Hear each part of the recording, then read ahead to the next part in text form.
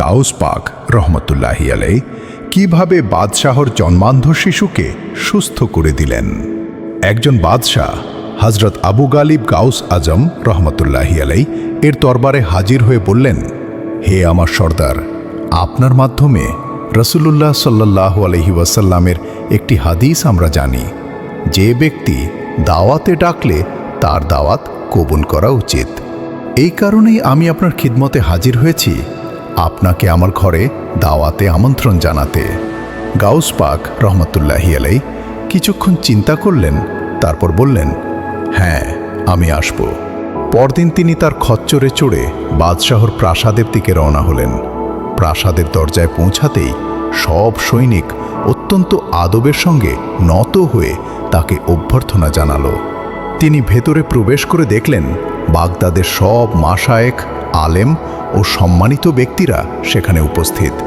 দস্তরখানা বিছানো হয়েছে, যেখানে সব রকম মিষ্টি ও টক খাবার সাজানো, আর দস্তরখানার এক পাশে রাখা ছিল একটি বড় সিন্দুক।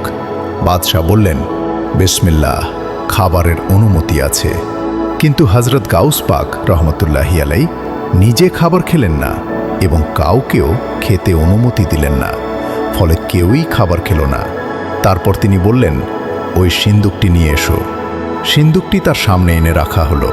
তিনি আদেশ দিলেন, সিন্দুকটি খুঁটি খুলো। যখন সিন্দুক খোলা হলো, তাতে দেখা গেল বাদশাহ আবু গালিবের ছেলে, যে জন্ম থেকেই অন্ধ ছিল। হযরত গাউস পাক রহমতুল্লাহি আলাইহি সেই শিশুকে বললেন, উঠে দাঁড়াও।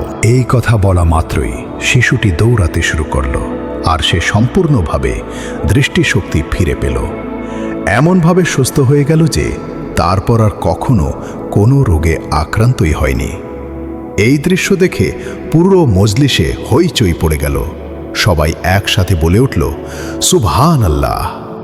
কিন্তু এই ভিডিওর জন্য আপনি কি গাউস পাক রহমতুল্লাহি আলাইহি এর ভালোবাসায় লাইক ও সাবস্ক্রাইব করেছেন?